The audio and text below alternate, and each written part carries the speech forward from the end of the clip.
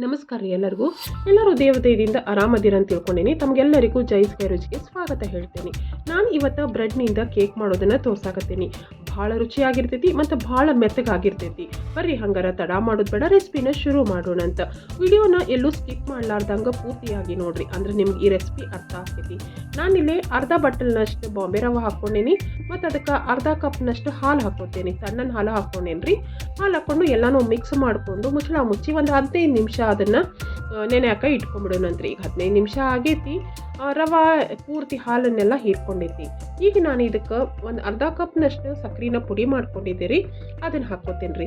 ಮತ್ತು ನಾನಿಲ್ಲಿ 2 ದೊಡ್ಡ ಟೇಬಲ್ ಸ್ಪೂನ್ನಷ್ಟು ಕರಗಿದ ಬೆಣ್ಣೆನ ಹಾಕ್ಕೊಳಕತ್ತೀನಿ. ಮತ್ತು ಇಲ್ಲಿ ನಾನು 2 ದೊಡ್ಡ ಚಮಚದಷ್ಟು ಕಸ್ಟರ್ಡ್ ಪೌಡ್ರ್ ಹಾಕೋತೇನೆ ರೀ. ಮತ್ತು 2 ದೊಡ್ಡ ಚಮಚದಷ್ಟು ಹಾಲಿನ ಪೌಡ್ರ್ ಹಾಕೋತೀನಿ. 1 ಟೀ ಸ್ಪೂನ್ನಷ್ಟು ಬೇಕಿಂಗ್ ಪೌಡರ್ ಹಾಕೋತೀನಿ. 1/4 ಟೀ ಸ್ಪೂನ್ನಷ್ಟು ನಾನು ಬೇಕಿಂಗ್ ಸೋಡಾ ಹಾಕೋತೀನಿ. ಎಲ್ಲನೂ ಕರೆಕ್ಟಾಗಿ ಮೆಜರ್ಮೆಂಟ್ ಮಾಡಿ ಹಾಕ್ಕೊಂಡು ಒಂದ್ಸರಿ ಎಲ್ಲನೂ ಸರಿ ತನಕ ನೀವು ಮಿಕ್ಸ್ ಮಾಡ್ಕೊರಿ. ಭಾಳ ಏನು ಮಿಕ್ಸ್ ಮಾಡ್ಕೊಳಕ್ಕೆ ಹೋಗ್ಬೇಡ್ರಿ, ಯಾಕಂದ್ರೆ ಎಲ್ಲನೂ ಮಿಕ್ಸಿ ಜಾರ್ನಾಗ ಹಾಕಬೇಕು.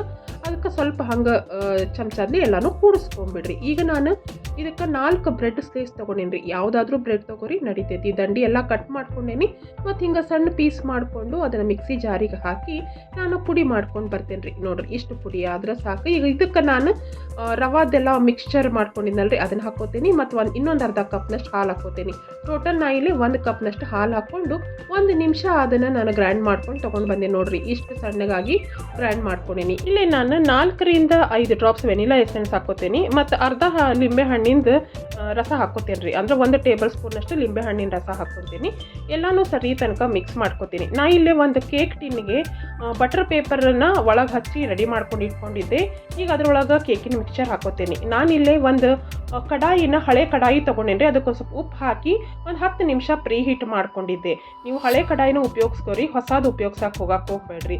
ಈಗ ನಾನು ಅದು ಕೇಕ್ ಟಿನ್ ಅದರೊಳಗಿಟ್ಟು ಒಂದು 25 ನಿಮಿಷ ಅದನ್ನು ಬೇಕ್ ಮಾಡೋಕೆ ಇಡ್ತೇನೆ. ನೋಡಿರಿ, 25 ನಿಮಿಷ ಆಗೈತಿ. ನಿಮ್ಗೆ ನೋಡಿದ್ರೆ ಗೊತ್ತಾಗ್ತೈತಿ ಕೇಕ್ ಬೇಕಾಗೈತಿ ಅಂತೇಳಿ. ಮತ್ತು ನಿಮ್ಗೆ ಇನ್ನೂ ಕರೆಕ್ಟಾಗಿ ಗೊತ್ತಾಗಬೇಕಂದ್ರೆ ನೀವು ಚಮಚಾಲೇನೋ ಅಥವಾ ಒಂದು ಚಾಕುಲಿ ಚುಚ್ಚಿ ನೋಡ್ರಿ, ಅಂದ್ರೆ ನಿಮ್ಗೆ ಕೇಕ್ ಬೇಕಾಗೈತಿ ಅಂತೇಳಿ ಗೊತ್ತಾಗೈತಿ. ಈಗ ನಾನು ಇದ್ರ ಮೇಲಿಂದ ಬಟರ್ ಪೇಪರ್ ತೆಗಿತೀನಿ. ಅಂದ್ರೆ ಅದು ಪೂರ್ತಿ ತಣ್ಣಗಾಕ್ಬಿಟ್ಟೇನೆ ರೀ. ಆಮೇಲೆ ನಾನು ಅದ್ರ ಮೇಲಿಂದ ಬಟರ್ ಪೇಪರ್ ತೆಗಿತೀನಿ. ನೋಡಿರಿ, ಎಷ್ಟು ಸಾಫ್ಟಾಗಿ ಆಗೈತಿ. ನಾನು ಕೇಕ್ ಕಟ್ ಮಾಡಬೇಕಾದ್ರೆ ನಿಮ್ಗೆ ಗೊತ್ತಾಗ್ತೈತಿ ಎಷ್ಟು ಸಾಫ್ಟಾಗಿ, ಎಷ್ಟು ಸ್ಪಾಂಜಿಯಾಗಿ ಬಂದೈತಿ. ನೀವು ಈ ಕೇಕನ್ನು ತಪ್ಪದೆ ಟ್ರೈ ಮಾಡಿರಿ. ಹೆಂಗಾಗೈತಿ ಅಂತೇಳಿ ನನಗೆ ಕಮೆಂಟ್ ಮಾಡಿ ತಿಳಿಸ್ರಿ. ಈ ರೆಸಿಪಿ ಇಷ್ಟ ಆತಂದ್ರೆ ಲೈಕ್ ಮಾಡಿರಿ. ನನ್ನ ಚಾನಲನ್ನು ಸಬ್ಸ್ಕ್ರೈಬ್ ಮಾಡೋದನ್ನು ಮರೆಯೋಕ್ಕೆ ಹೋಗಬೇಡ್ರಿ. ಇಷ್ಟೋ ತನಕ ಈ ವಿಡಿಯೋ ನೋಡಿರಿ. ನಿಮ್ಮೆಲ್ಲರಿಗೂ ನನ್ನ ಧನ್ಯವಾದಗಳನ್ನು ಹೇಳ್ತೀನಿ. ಮತ್ತೊಂದು ರೆಸಿಪಿಯೊಂದಿಗೆ ಮತ್ತೆ ನಾನು ನಿಮ್ಗೆ ಭೇಟಿ ಆಗ್ತೀನಿ. ಅಲ್ಲಿವರೆಗೂ ನಮಸ್ಕಾರ ರೀ.